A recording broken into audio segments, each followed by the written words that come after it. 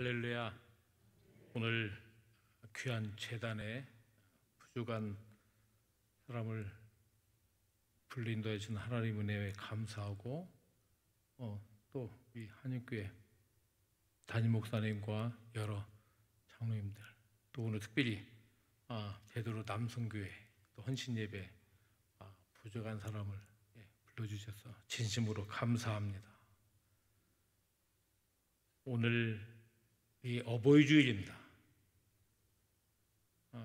장로님 기도 중에 말씀을 하셨지만 사실은 우리 10계명 중에 1계명에서 4계명은 하나님과의 우리의 관계고 5계명 인간에 관한 계명 중에 첫 번째 계명이 부모를 공경하라는 것이었습니다. 우리 기독교는 효의 종교라는 사실을 우리들이 알아야 됩니다.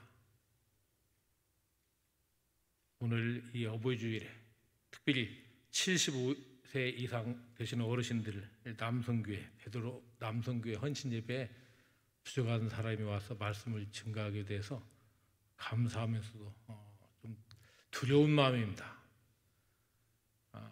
코로나로 모든 일상이 지금 멈추고 다 어려운 상황임에도 불구하고 우리들이 하나님 앞에 이렇게 모여서 예배를 드린다는 것이 얼마나 감사한지 이루 말할 수가 없습니다. 이스라엘에 가면 성지순례 오신 분들은 아시겠지만 제가 마스크를 좀 벗도록 하겠습니다. 헬몬산이 있습니다. 이스라엘 저 북쪽에 있는 2714m가 되는 이스라엘에서 가장 높은 헬몬산 밑에 가면은 바니아스라는 곳이 있습니다. 헬몬산 바로 밑쪽에 물이 굉장히 많이 나오는, 그래서 판신전이 있습니다. 예수님 당시 시대에 예수님께서 그곳에서 제자들에게 물으셨습니다. 사람들이 나를 누구라고 하더냐 했을 때 많은 제자들이 엘리야고 막 그런 이야기를 하는데 바로 베드로가 한 신앙 고백한 자리였습니다. 성지순례 오신 분들은 기억나시죠? 예? 다 같이요. 시작. 주는 그리스도시요 살아계신 하나님의 아들이라고 고백했던 그 장소. 참 오늘 이 베드로 남성교회 우리 회원들이 오늘 이 자리에서 하나님 앞에 헌신 예배를 드리면서 하나님 앞에 주는 그리스도시요 살아계신 하나님의 아들이라는 고백의 시간들이 되기를 바랍니다. 유엔 보고서에 보면 75세부터 장녀입니다. 저희 장인어른 목사님이 지금 86세십니다. 항상 저한테 나이는 숫자에 불과하다고 그랬습니다. 오늘 베드로 남성교회 여러분, 나이는 숫자에 불과합니다. 더욱더 하나님의 나라와 우리 한영 재단을 위해서 더욱더 힘있게 헌신하며 충성하며 교회에 덕을 끼치는 귀한 우리 회원들이 되시기를 주님으로 축원합니다. 오늘 여호수아 1장 9절의 말씀은 모세의 뒤를 이어서 이스라엘의 지도자가 된 여호수아에게 하나님께서 명령하신 말씀입니다. 여러분 잘 아시는 바와 같이 이스라엘 백성들이 440년 동안 이집트에서 노예 생활을 하다가 모세의 지도로 출애굽을 했고 40년 동안 광야 생활을 마쳤습니다. 그리고 이제 가나안 땅을 들어가기 전에 요단강 동편 모압 평야에서 하나님께서 여호수아에게 하신 말씀입니다. 40년 동안 모세 밑에서 지도자 수업을 받았음에도 불구하고 여호수아는 지도자로서의 막중한 책임과 두려움이 있었을 겁니다. 그때 하나님께서 여호수아에게 내가 내게 명령한 것이 아니냐, 강하고 담대하라 했습니다. 사랑하는 여러분, 코로나 이 전국을 우리가 일찍이 경험하지 못했던 이 상황 속에서 많은 사람들이 두려워하고 힘들어하고 있습니다. 모든 것이 멈추었어요. 미래에 대해서 불안하고 있습니다. 그러나 말씀으로 천지를 창조하신 하나님을 믿는 우리들은 이러한 코로나 전국 속에서도 우리는 여호수아에게 주님께서 하셨던 말씀처럼 강하고 담대해야 됩니다. 아니, 오히려 이 상황 속에서 어려워하고 두려워하는 자들을 향하여 예수님의 마음으로 그들에게 주의 사랑을 전하고 그들을 위로하고 그들을 격려해야 될 때가 라고 저는 생각을 합니다. 인류 역사에 전염병으로 많은 어려움들이 있었습니다. 로마 시대 때도 마찬가지였습니다. 로마 시내가 전염병으로 많은 사람이 죽어나갈 때, 그리고 많은 사람들이 로마를 떠날 때 로마 정권으로부터 박해를 받았던 우리 초대교회 성도들은 카타콤에서 나와서 로마에 죽어가는 사람들의 시체를 치웠고 아픈 자들을 돌보았습니다.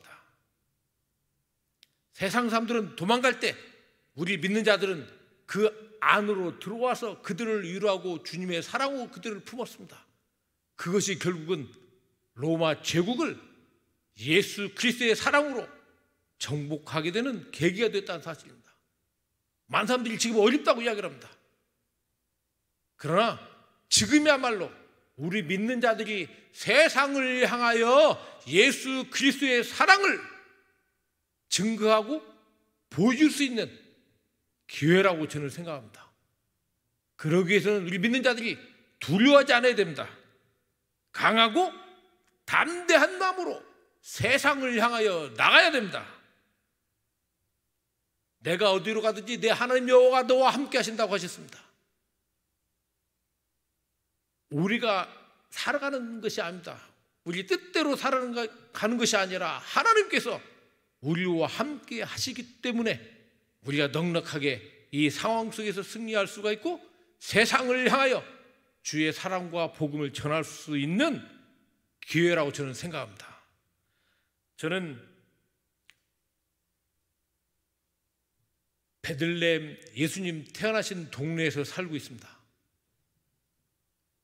많은 분들이 베들레헴을 이스라엘 지역으로 생각하는 분들이 많아요. 성지순례 오셔가지고 저한테 베들레헴은 예수님이 태어나신 곳이고 유대인의 구약시대의 동네였으니까 다 이스라엘 지역으로 알고 왔는데 와서 보니까 베들레헴이 팔레스타인 도시라는 거에 대해서 굉장히 놀라 하셔요.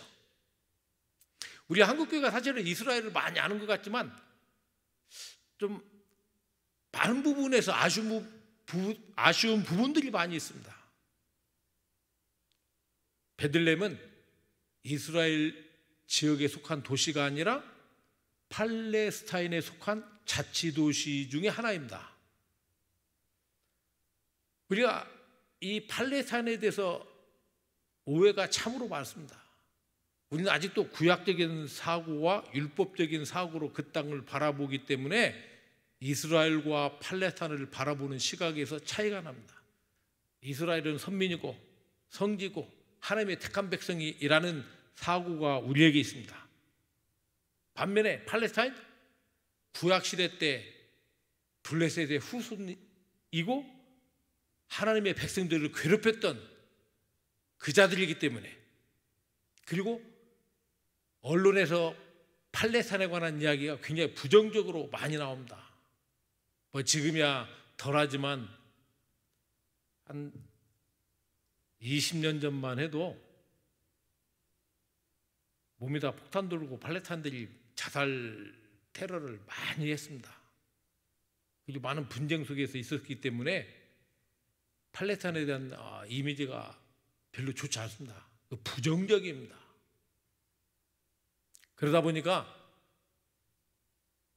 팔레스타인은 하나님의 복음의 소식을 안 들어도 되는 족속으로 생각을 합니다. 그리고 이름이 팔레스타인이니까 구약시대 때 블레셋의 후손들로 알고 있습니다. 지금의 팔레스타인은 구약시대의 블레셋의 후손이 아닙니다. 이름만 영어의 필리스네에서 팔레스타인으로 가져다 쓰는 것일 뿐이지 구약시대의 블레셋과 지금의 팔레스타인은 전혀 다른 족속이라는 것을 아셔야 됩니다. 지금 신약시대 예수님께서 이 땅에 오신 목적은 온 인류를 죄에서 구원하시기 위해서 오신 구세주이십니다. 메시아이십니다. 유대인들은 아직도 자기들만이 택함받은 선민이라고 생각을 하고 있습니다. 그러나 유감스럽게도 유대인 중에 예수 그리스도를 믿는 사람들은 극히 적습니다. 약 900만의 유대인들이 살고 있습니다. 그 땅에 이스라엘에 살고 있습니다. 그 중에 700만이 유대인입니다. 700만 중에 예수 그리스도를 믿는 유대인들의 숫자는 그야말로 적습니다. 우리가 소위 말하는 메시아닉주, 예수 그리스도를 메시아로 인정하는 유대인들의 수는 우리가 3, 4만 명 정도밖에 되지 않습니다. 그야말로 적습니다. 북한에 예수를 믿는 사람들보다도 더 숫자가 적다고 봅니다. 많은 유대인들이 그리고 자기는 유대인이지만 유대교를 믿지 않는 사람들이 대부분입니다. 통계학적으로 이스라엘의 약 20, 30%가 유대교를 믿는 종교인이고 나머지 약 7, 80%는 세큘러, 세속주의자들입니다. 그들은 하나님의 존재를 인정하지 않고 유대교를 믿지 않는 자들입니다. 우리들이 생각할 때는 유대인들은 다 유대교를 믿고 하나님을 믿는 그러한 사람들이라고 우리는 이해를 하지만 그렇지 않습니다. 이스라엘에 오신 분들은 이런 소식을 들으면 깜짝 놀랄 거예요. 모세오경은 토라도 인정하지 않습니다. 하나님의 존재도 인정하지 않습니다. 복음이 시작됐음에도 불구하고 복음의 땅끝이 되어버린 저 땅, 이제 하나님께서 우리 한국교회에 그 마지막 땅끝 선교를 우리에게 맡기셨다고 저는 믿습니다. 저는 89년도 2월 달에 제가 총각 때 이스라엘 키부츠에 가서 생활을 했고, 그리고 90년도 5월 1일 날 선교사로 파송을 받아서 지금까지 그 땅에서 살고 있습니다. 저는 91년도에 걸프 전쟁과 2003년도에 이라크 전쟁을 그 현장에서 다 겪었습니다. 많은 분들이 저보고 그 전쟁 속에서도 제가 철수하지 않고 남아 있었던 것에 대해서 이야기를 하지만은 지나고 나니까 하나님께서 부족한 저를 팔레스타인 선교사로 훈련시키기 위한 하나님의 계획 속에 그 전쟁을 겪게 하셨고, 그리고 그 전쟁을 통해서 하나님을 신뢰하게, 그리고 내 생명이 내 것이 아니고 하나님께 속한 것이라고 하는 것을 깨닫게 하셨기 때문에 제가 지금까지 그 많은 분쟁의 한 복판 속에서 하나님을 의지하고 신뢰하고 견디며 버티고 남을 수가 있었다고 저는 믿습니다.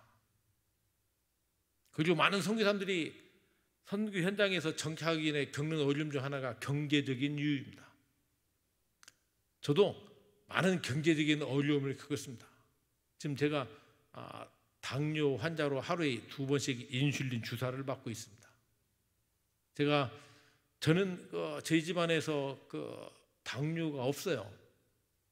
제가 파송받고 5년 후에 한국에 들어와서 건강검진을 하는데 저보고 당뇨라고 해서 저는 깜짝 놀랐어요.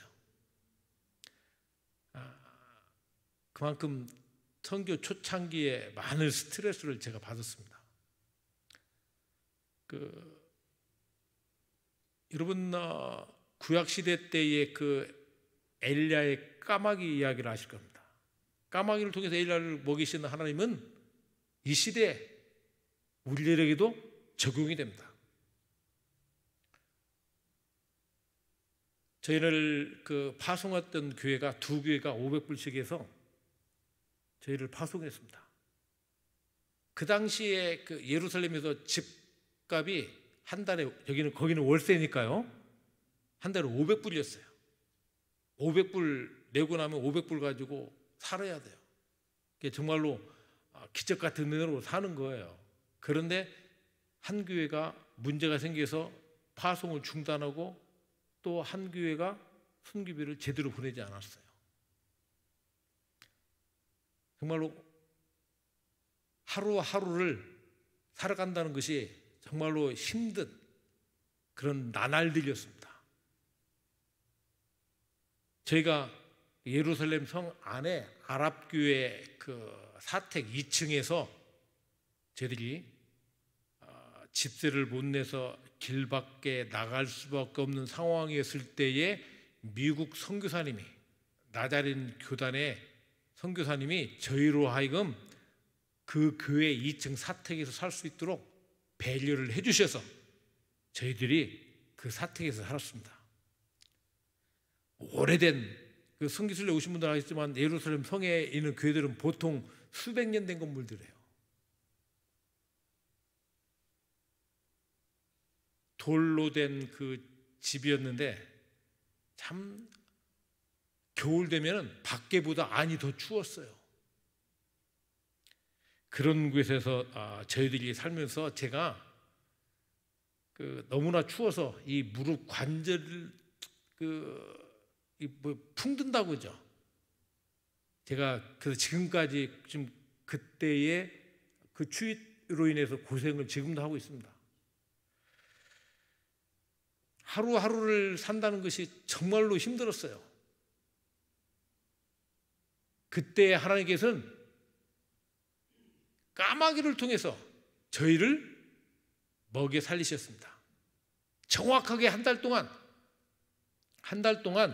교회 사택 문고리에 아침마다 누가 검은 봉지에다가 꼭 그날 먹을 만큼의 빵과 그런 것들을 걸어놨어요. 정말로 저희가 어렵다고 그 현지인들한테 이야기한 적이 한 번도 없는데 그 어려울 때 하나님께서 지금도 누가 보냈는지를 몰라요. 그 까마귀를 통해서 저희를 먹이셨습니다. 이제 지나고 보니까 하나님께서 저희같이 참 여러 가지로 부족한 선교사를 전쟁을 통해서 분쟁의 한복판에서 하나님을 신뢰함으로 담대하라고 강하라고 훈련시키셨고 또 경제적인 훈련을 통해서 하나님을 의지하게 만드셨습니다. 그 통해 당뇨가 걸린 건 사실이지만 그러나 제가 선교 현장에 내 힘과 내 능력으로 사역하는 것이 아니라 오로지 하나님을 신뢰함으로 그분의 인도하심 따라 내가 사역하고 있다는 것을 하나님께서 깨닫게 하셨습니다. 그리고 저는 하나님께 기도했습니다. 하나님, 많은 사람들이 그리고 한국교회가 관심도 가지지 않냐는 이 팔레탄 선교사로 제가 한국 사람으로서는 제1호 선교사입니다. 제가 1호 선교사로 저를 이 땅에 보내신 목적이 뭡니까? 제가 할 수 있는 일이 뭐가 있습니까? 저는 하나님께 묻고 또 물었습니다. 그때 하나님께서 제게 로마서 11장 11절의 말씀으로 제게 생각나게 하셨습니다. 이스라엘을 시기나게 하는 이방인이 누구냐? 로마서 11장 보면 이스라엘 시기나는 이방인이라는 이야기가 나옵니다. 바로 이 땅에서 유대인들과 더불어 살고 있는 팔레스타인이라는 생각이 들었습니다. 단순히 선교지 중에 하나가 아니라 마지막 땅끝 선교, 이스라엘 유대인 선교를 위한 마지막 단계로서의 팔레스타인 선교를 하나님께서 깨닫게 하셨습니다. 사실 우리가 120년 전에 이 조선 땅은 이 지구상에서 존재가 없었던 땅이었습니다. 사실 우리가 지금 세계 10대 경제 대국이 되어서 참 세계 속에 우뚝 선 대한민국이 되었지만 120년 전에 조선은 이 지구상에서 존재가 없었던 땅이었습니다. 그러나 하나님께서 선교사님들을 통하여 이 땅에 복음의 열매를, 씨앗을 심으셨고 그 열매를 맺게 하셔서 이제는 세계를 향하여 선교를 하는 위대한 조국을 하나님께서 만드셨지 않습니까? 하나님께서 이 민족을 사랑하셔서 또 사용하셔서 복음의 역사를 이루는 민족으로 이방교회로 사용하고 계심을 우리는 믿고 하나님의 은혜에 감사하지 않을 수가 없습니다. 복음의 역사를 우리는 맛을 보고 느끼고 체험한 한국 교회입니다. 초창기에 조선 땅에 왔던 선교사님들이 얼마나 고생했는가를 제가 선교사가 되어보니까 알겠다라는 거예요. 그 복음의 씨앗이 열매 맺기까지 얼마나 많은 선교사님들이 수고와 헌신과 그들의 피와 땀이 있었기 때문에 우리 한국교회가 있다는 걸 우리는 분명히 기억해야 됩니다. 바로 이 복음의 능력을 체험하는 우리 한국교회가 저 팔레스타인에 복음의 역사를 이루어야 될 책임이 있다고 저는 믿습니다. 지금의 팔레스타인은 정말로 형편없는 땅입니다. 이스라엘과 팔레스타인의 관계 속에서 이스라엘이 팔레스타인을 바라볼 때 팔레스타인은 정말로 하찮은 존재들입니다. 그러나 로마서 11장 11절의 말씀처럼 이스라엘을 시기나게 할 수 있는 이방인으로서의 팔레스타인은 또 다른 이야기입니다. 지금 당장은 이스라엘과 팔레스타인은 비교가 불가한 차원이지만 그러나 우리 조선 땅에 복음이 들어옴으로 이 놀라운 역사가 일어났던 것처럼 팔레스타인의 98%가 무슬림이고 2%도 못 되는 기독교인들이 있습니다. 그러나 그마저도 로만 캐톨릭이나 옥소독스입니다. 전통적인 구교예요. 소위 우리가 말하는 이 개신교인들은 팔레스타인 450만 명 중에 수백 명밖에 되지 않습니다. 그야말로 복음의 황무지입니다. 바로 그곳에 우리 복음의 역사가 일어난다면 한국처럼 팔레스타인도 저는 변하리라고 확신합니다. 지금은 무시당하는 팔레스타인이지만 복음으로 팔레스타인이 변화될 때에 이스라엘을 시기나게 할 수 있는 이방인이 되리라고 저는 믿습니다. 그렇기 때문에 팔레스타인 선교는 단순한 한 지역의 선교가 아니라 하나님의 구속의 역사와 하나님의 마지막 명령 땅끝 선교를 이루는 귀한 선교라는 것을 하나님께서 깨닫게 하셨습니다. 그러나 한국교회에서 팔레스타인 선교에 대해서 관심도 없을 뿐더러 팔레스타인 선교는 아예 관심이 없습니다. 그러한 상황 속에서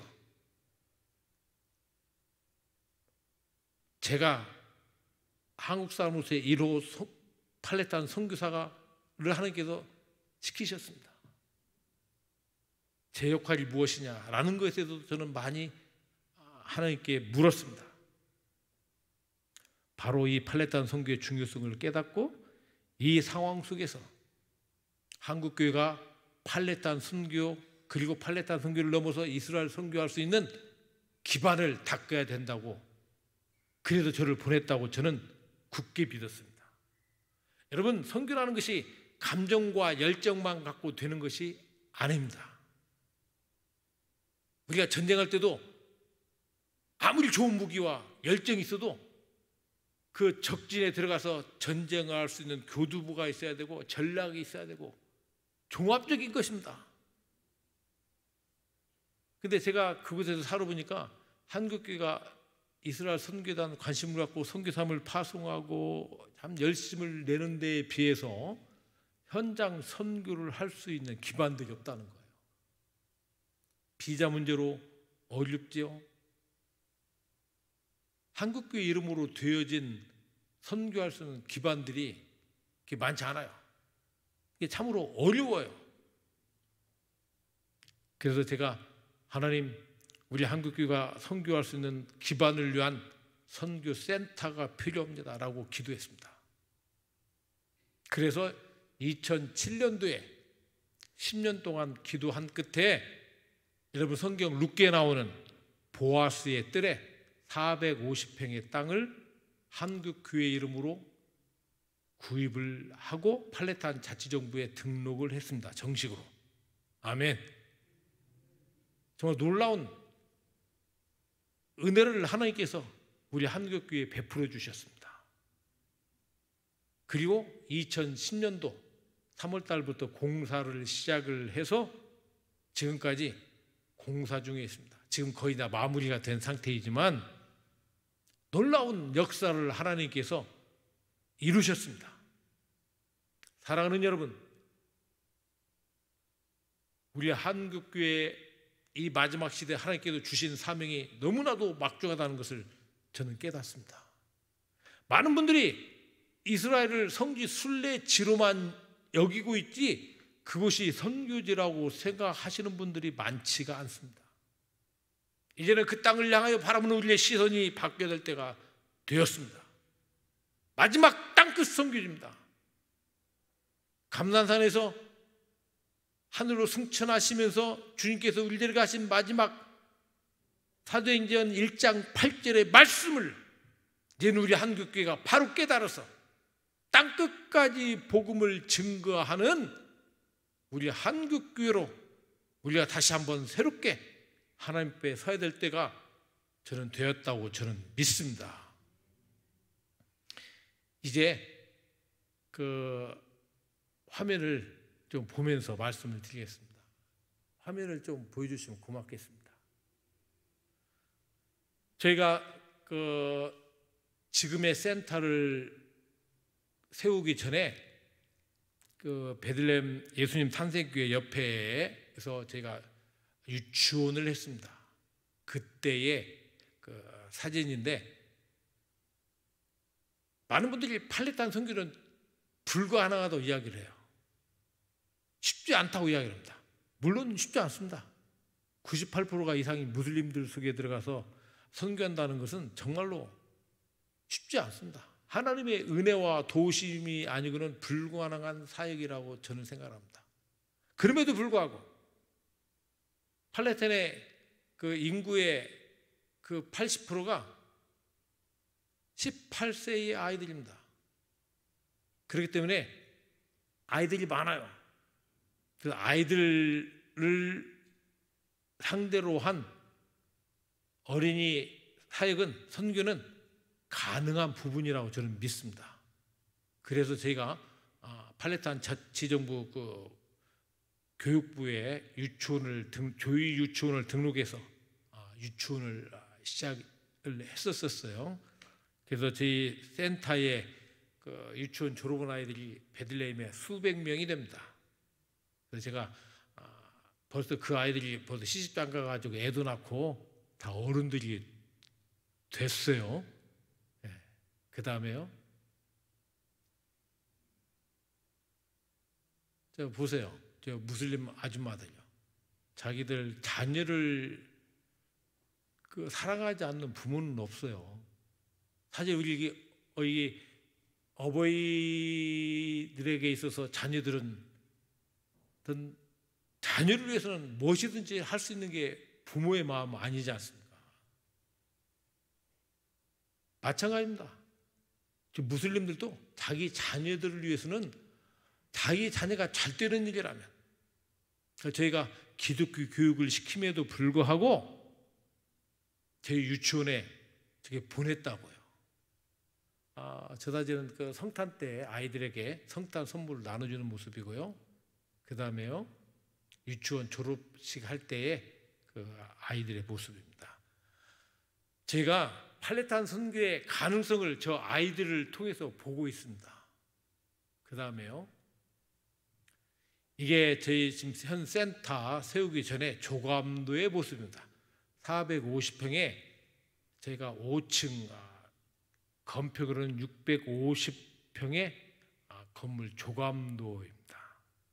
그 다음에요, 저희 센터의 그 식당에 걸려 있는 100년 전 저희 센터 앞에의 실제 모습입니다.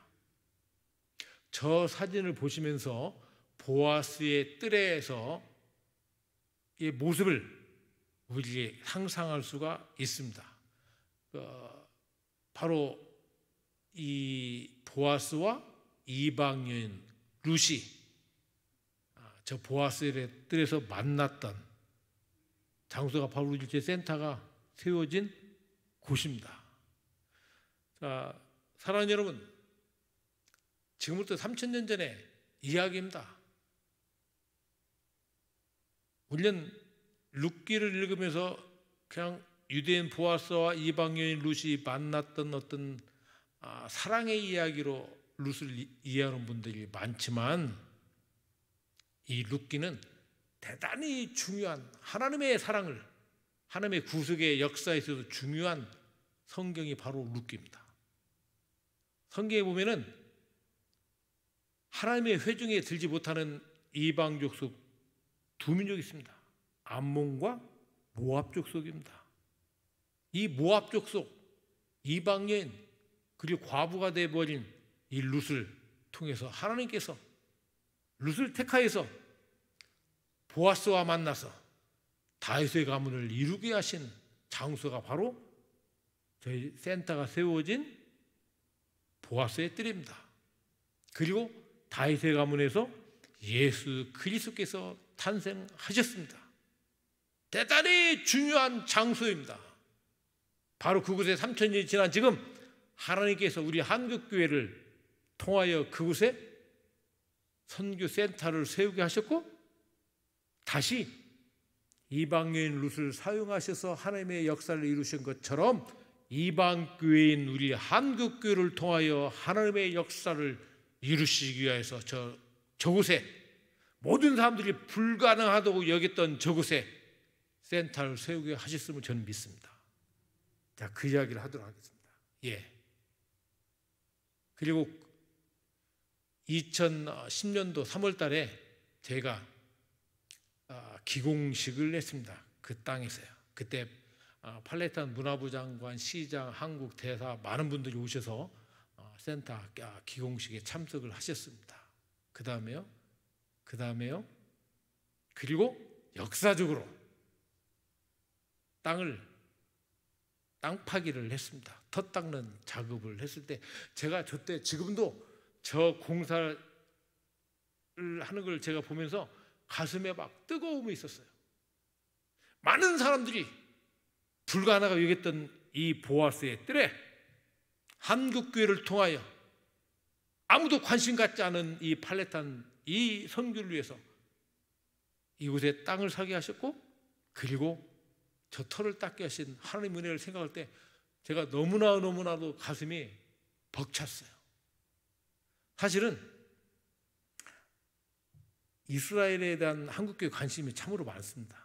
예, 성소의 땅이고 성지이기 때문에. 그래서 한국교회가 그곳에다가 많은 큰 교회들 이름으로 역사를 이루기 위해서 많이 수고하고 애를 썼지만 쉽지 않았습니다. 그런데 저 같은 사람이 무엇하고, 저보다 훌륭한 선교사님들도 많고, 그런데도 저 보아스의 뜰에 센터를 세울 수 있도록 저를 도구로 사용하여 주시는 하나님의 은혜가 너무나 감사했습니다. 한국교회가 관심도 없었지만, 그러나 저에게 주어지신 이 사명이 막중했고 또 제가 해드릴 일이기 때문에 또 도구로 사용되어지는 것에 그저 감사할 수밖에 없었습니다. 그 다음에요, 예, 그 다음에요. 예, 예, 계속 터 닦는 작업이고요. 그 다음에 이제 기초 철근 공사하는 것입니다. 예, 예, 예, 예. 잘 보이시죠? 예, 예, 예. 잠깐만요. 우리 센터 공사할 때 그 팔레탄 대통령 그 외교 그 뭐죠? 외교 담당 그 하는 분이 오셔가지고 우리 팔레탄 대사하고 한국 대사하고 오셔서 센터 방문도 하시고 앞으로 이 센터가 한국과 팔레탄 간의 그 귀한 그 통로 교제가 할 수 있는 장이 되리라고 믿고 오셔서 방문했던 모습입니다. 그 다음에요. 예. 그 밑에 지금 지하층 반지하 공사하는 모습입니다. 예. 저는 잠깐만요. 저 땅을 사기 위해서 10년 동안 기도했습니다. 그리고 10년 동안 공사하는데 저는 과부의 두랩돈으로 저 센터가 세워졌습니다. 아까도 말씀드렸지만 저를 파송하는 교회가 저는 10년 동안 파송교회가 없었던 선교사입니다. 많은 사람들이 이해를 못해요. 파송교회도 없이 어떻게 센터를 세우느냐고. 그러나 저는 분명했던 것은 하나님께서 저를 그 땅에 보내셨고 그리고 마지막 땅끝 선교를 위해서 하나님께서 한국교회를 통하여 역사하신다고 믿었고 그 일을 위해서 선교를 위한 터를 세우신다고 저는 확신을 했기 때문에 하나님께서 하신다고는 확신이 있었습니다. 그래서 그런데 현실은 아시지 않습니까? 무슨 그 센터 건축을 한 건축위원회가 있는 것도 아니고 센터 건축을 한 예산이 있는 것도 아니고 그저 하나님을 신뢰하고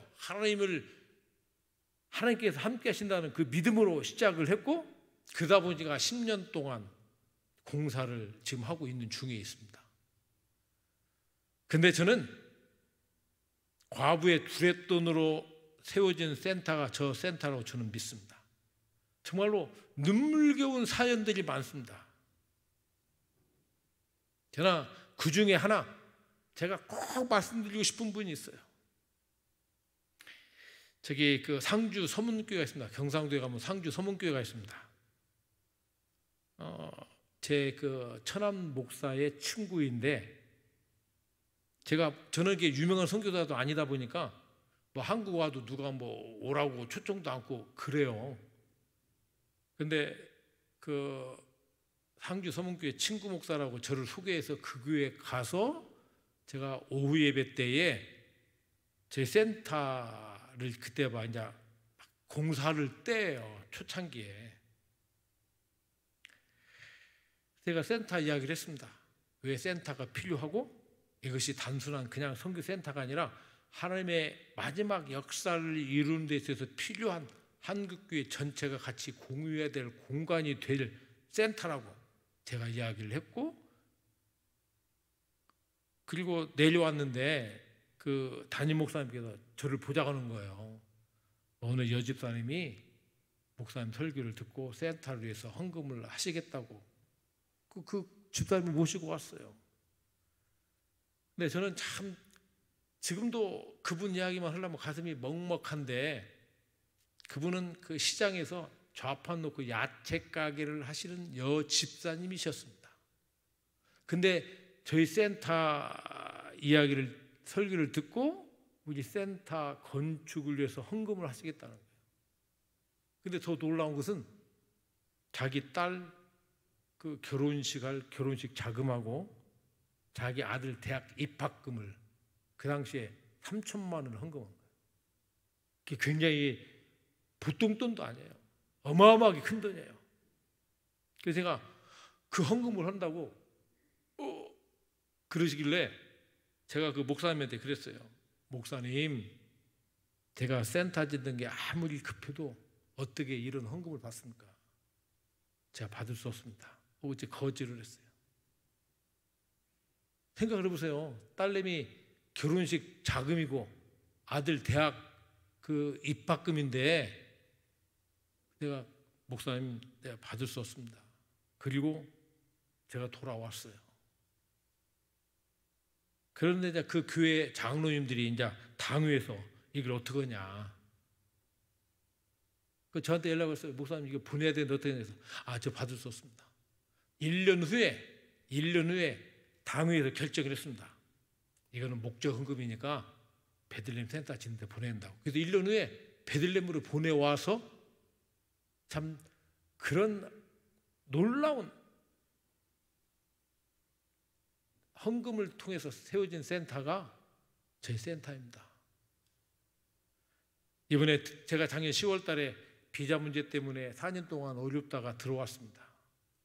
그리고 그 교회에서 목사님 들어오셨으니까 우리 교회 오시라고 해서 제가 그 상주를 갔습니다. 갔는데 그 집사님은 권사님이 되셨고 남편 집사님은 장로님이 되셨습니다. 그래서 저희를 초대해서 저녁 식사를 하면서 너무나 제가 지금도 너무나 감사한 거예요. 저는 항상 그 집사님만 생각하면 그 딸로 취직을 간다. 아들 어떻게 되나 그 걱정을 참 많이 했어요. 물론 기도를 하지만 그런데 놀랍게 권사님 장로님이 되셔가지고 저한테 목사님 그때 헌금하고요 우리 딸 시집 잘 가가지고 지금 결혼해서 공무원이 되고 사위도 공무원이 됐대요. 그리고 아들도 대학 졸업해가지고 공무원이 됐답니다. 한국에서 가장 대단한 직업이 공무원인 거 아시죠? 예? 예. 그래가지고 저희한테 감사하다고. 내가 저는 만약에 하나님 그 센터 헌금을 바치고 그 가정이 잘 됐어야 되는데 항상 제가 걱정했거든요, 솔직히. 근데 그날 그렇게 말씀하시면서 식사 대접할 때 내가 너무나 감사했어요. 그리고 그 식당에 따라온 여집사님이 그 권사님과 장로님이 그렇게 신앙생활을 하시면서 사시는 모습을 보고 자기들도 그렇게 되고 싶다고 저희한테 고백을 하더라고요. 사랑하는 여러분, 하나님께서 세우신 저 센터입니다. 하나님께서 역사하셔서 정말로 하나님 앞에 귀한 예물을 바쳐서 세워진 센터가 저는 저 센터이기 때문에 저 센터는 누구의 것도 아니고 우리 한국교회에 허락하신 하나님의 선물이라고 저는 믿습니다.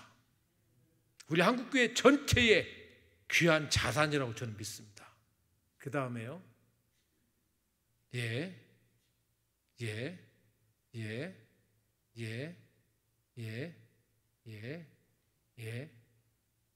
빨리 공사되죠?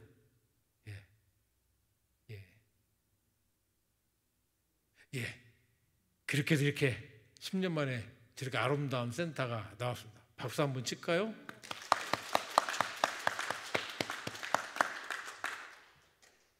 아는 사람들이 저한테 처음 공사할 때 불가능하다고 했어요. 불가능하다. 어떻게 여기다가 저런 센터를 세우느냐고. 거기가 제가 한국에 와가지고 아는 목사님들한테 저 센터를 위해서 말씀드리고 도와달라고 했을 때 다들 저한테 안 된다고 그랬어요. 안 된다고 했다고. 그런데 하나님께서 이루신 센터입니다.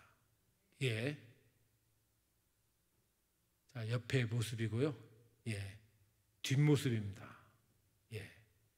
이건 센터의 성교관입니다. 우리가 센터가 한 60명이 들어올 수 있는 그 숙소가 있어요. 그래서 저희 센터에서 광야 학교를 합니다. 10박 11일 동안 성지 순례죠. 광야도 걷고 저 밑에 신광야에 가서 텐트에서 자기도 하고 참 일반적으로 가지 않는 장소들을 저희들이 많이 갑니다. 많이 좋아하셔요. 그리고 센터에서 기도회도 하고 세미나도 하고 포럼도 하고 각 교회별로 교회 단위로 오셔서 저희 센터에서 머무시면서 순례도 하십니다. 많이들 우리 센터를 지금 사용을 하고 계시는데 우리 한영교회도 기회가 되시면 한번 오시기 바랍니다. 아멘들 좀 하세요. 예, 그 다음에요. 저는 도서관 모습이고요.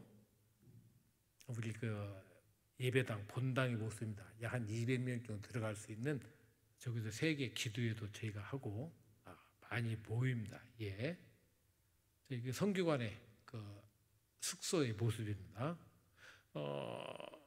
저기는 그 숙소에 냉난방이 다 잘 돼요. 그리고 사실은 우리 팔레타인은 물 때문에 참 어려워요.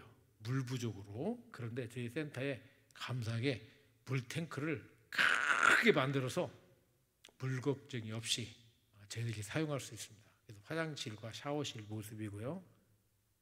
우리 시장님입니다. 우리 센터 앞에 약 600m, 12m 폭에 600m 되는 길을 한국 팔레타인 우정의 길로 해주셨습니다.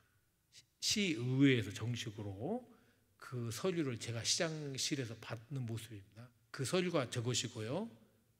그 다음에 한팔 우정의 길 보이시죠? 한국 한팔 두 팔이 아니라 한국 팔레타인 우정의 길입니다. 베들레헴에 가면 한팔 우정의 길이 있습니다. 저희 센터 앞길입니다. 그 다음에요. 우리 아까 말씀드린 광야교 올 때 저희들이 광야를 저기는 그 아모스 선지자의 고향 드고아를 갈 때의 모습입니다. 다음에 오시면 저희들이 저런 광야 또 가지 않는 성경의 장소들을 일일이 탐방을 하도록 하겠습니다. 그 다음에요. 신광야 네게부 저 밑에 성경에는 남방이라고 나오죠.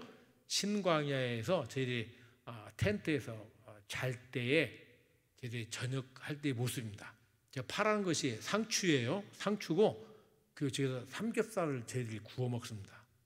베들레헴에 그 친구 중에 하나가 집에서 돼지를 키우는 친구가 있는데 삼겹살을 저희들이 거기서 구해다가 저 네게부 신광야에서 모세도 먹어보지 못했던 삼겹살을 저희들이 구워 먹습니다. 얼마들 좋아하는지 몰라요. 오시면 삼겹살을 드시도록 하겠습니다. 아멘. 그 다음에요. 우리 그 광야학교 그 수료식 때 모습이고요. 우리 그 센터에서 방과 후 교실 아이들 모습입니다. 사실 제가 작년 10월 달에 비자 문제 때문에 나왔는데 벌써 6개월 넘게 제가 지금 못 들어가고 있어요. 2월 달에 들어가려고 하다가 코로나 때문에 비행기가 캔슬돼서 못 들어갔고 5월 11일 날 내일 모레 들어가야 되는데 백신을 맞아야만 지금 들어가게 되어서 지금 8월 달로 다시 연기가 되었습니다. 그렇지만 지금 현지 선생님이 방과 후 교실을 지금 계속 센터에서 하고 있어요. 그 다음에요. 우리 식당 모습입니다. 식당. 크죠? 예? 그러니까 각 교회별로 성기순례 올 때 한국에서 먹을 것을 잔뜩 가져와가지고 저희 센터 부엌에서 직접 음식을 해 먹으면서 여기 성기순례 오신 분들은 알겠지만 순례 중에 힘든 것 중에 하나가 먹는 것이 힘들거든요. 그래서 춘천의 어떤 교회는 춘천 닭갈비도 가져오셨고 저 전라북도 부안에 있는 모교회는 바지락도 가져오셔가지고 바지락 된장국도 끓여 드셨습니다. 그러니까 성지순례 할 때 한국 음식을 식당에서 직접 해 드시면서 순례를 하시니까 음식 걱정이 없이 참으로 좋습니다. 그 다음에요. 식당에서 식사하시는 모습이고요. 이제 저희 아이들입니다. 2003년도 이라크 전쟁 때에 전쟁 기념으로 찍은 사진입니다. 옆에 있는 아이가 시몬이고 왼쪽이 사무엘입니다. 참 하나님의 은혜로 저는 오늘이 어버이날이지만 부모로서 사실 참 아이들한테 자격이 없는 부모입니다. 하루하루 사는 것이 힘들었기 때문에 자녀들에 대해서 그렇게 신경을 쓸 수가 없었습니다. 내 팽개 쳤다고 그냥 방임했다고 하는 것이 좋은 표현일 겁니다. 어떻게 할 수가 없었습니다. 살아가는 것이 힘들었기 때문에 저 아이들에 대해서 그렇게 신경 쓸 수가 없었어요. 그리고 팔레탄 현지 학교를 다녔기 때문에 팔레타인 애들이 대단히 드세고 참 억세요. 그 속에서 아이들이 학교를 다니면서 참 많이 울었어요. 많이 울었어요. 그래서 아이들이 저보고 예루살렘으로 학교를 좀 보내달라고 해도 제가 보낼 수 있는 형편이 못 됐기 때문에 보낼 수가 없었어요. 저도 참 마음이 아팠지만, 그런데 하나님께서 저희 자녀들을 키워 주셨습니다. 큰아이는 이제 미국의 노스캐롤라이나 주립대학을 졸업을 하고, 물론 정말 고생해서 혼자 독학하다시피 해서 졸업을 했습니다. 제가 참 큰아이를 생각만 하면 미안한 마음이 있는데, 졸업을 하고 지금 현재 미국 IT 회사에 다니고 결혼을 해서 손자가 지금 5살짜리가 있습니다. 오늘 아침도 서로 영상 이렇게 보고 통화하고 왔는데, 그리고 왼쪽에 있는 우리 사무엘이는 참 하나님의 은혜로 워싱턴 DC는 조지타운 대학에 전액 장학생으로 입학을 해서 3년 만에 조교 졸업을 했고 지금 대학원생입니다. 제가 아이들 자랑을 하자는 게 아니라, 저희는 한 것이 없는데 하나님께서 저희 자녀들을 키워주셨습니다. 저는 만약에 저희가 그 어려운 가운데에서 자녀들마저 참 쉽지 않았더라면 저희들이 사역을 하지 못했을 겁니다. 자녀들에 대한 걱정을 하나님께서 하지 않게 하셨기 때문에 저희들이 사역에 열중할 수 있었다고 저는 믿습니다.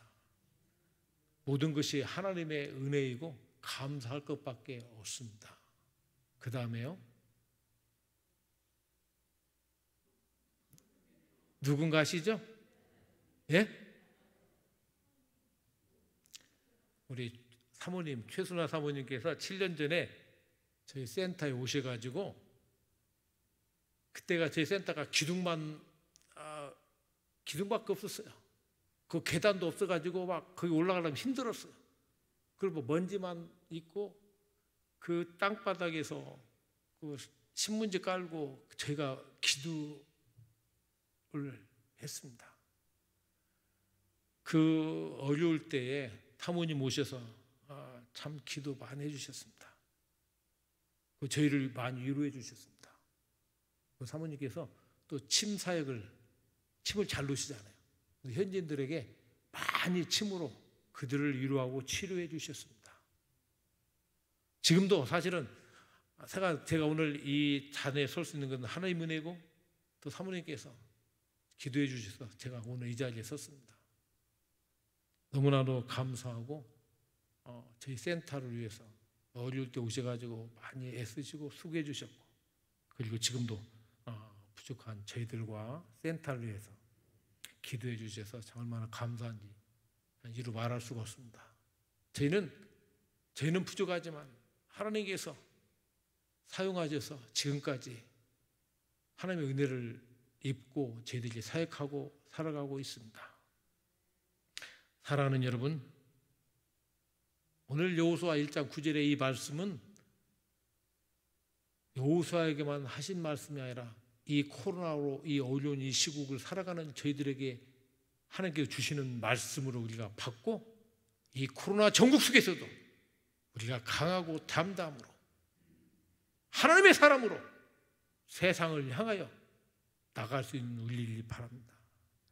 마지막으로 기도 부탁을 드리려고 합니다. 이제 마지막 남은 센터 주차장 공사와 담 공사가 남아 있습니다. 한 200m 되는 담 공사가 남아 있는데, 이 공사들이 마무리될 수 있도록 기도해 주시고, 또 저와 아내의 건강을 위해서, 제가 이 당뇨로 인슐린을 맞고 있고, 또 이번에 좀 이 폐렴 증상이 있어서 제가 지금 약을 먹고 있습니다. 제 아내가 간도 안 좋고 눈도 안 좋고 여러 가지로 한국에 와 보니까 그냥 이게 완전히 이 몸 상태가 그렇습니다. 저희들이 건강하게 맡겨진 사명을 잘 감당할 수 있도록 신실하게, 제가 두려워하는 것 중에 하나가 저 센터가 되게 큰 빌딩 센터가 세워졌으니까 제가 한 것처럼 교만하지 않고 더욱더 겸손함으로 신실하게 저 사명을 잘 감당할 수 있도록, 그리고 저 센터를 통해서 우리 한국교회가 연합해서 하나님의 귀한 사명을 이룰 수 있도록, 이 코로나를 통해서 많은 분들이 선교가 위축되고 교회가 위축됐다고 하지만, 아니, 오히려 더 힘을 합쳐서 하나님의 뜻을 이루는 우리 한국교회가 될 수 있기를 기도해 주시고, 개혁 속에 부족한 저희들과 베들레헴 보아스의 센터를 위해서 기도해 주시기를 부탁을 드리겠습니다. 다시 한번 오늘 귀한 자유를 인도하시는 하나님의 은혜에 감사하고, 우리 사랑하는 한인교회를 통하여 놀라운 역사가 이 지역과 이 민족과 세계 속에 우뚝 서는 믿음의 공동체가 되기를 주님의 이름으로 축원합니다. 기도하십시다. 하나님, 오늘 어버이 주일날 또 베드로 남성교회 헌신 예배를 하나님께 드립니다. 우리 귀하신 어르신들에게 은혜를 베풀어 주시고, 더욱더 주님 앞에 강건하게 하여서 더욱더 날마다 주님 앞에 든든히 서가는 귀한 믿음의 어르신들 되도록 축복하여 주시기를 원합니다. 사랑하는 아버지 하나님, 한영교회를 이곳에 세워주시고 지금까지 놀라운 역사를 이루신 하나님 감사합니다. 우리 한영교회를 통한 놀라운 역사가 이 땅과 이 민족과 세계 속에 더욱더 일어나게 하여 주시기를 원합니다. 사랑하신 아버지 하나님, 베들레헴 보아스의 뜰에 세워진 저 센터를 통하여 오로지 하나님께만 영광 돌리며 우리 위해 한국교회가 한마음으로 하나님의 뜻을 이루는 귀한 공간이 되도록 축복하여 주셨고,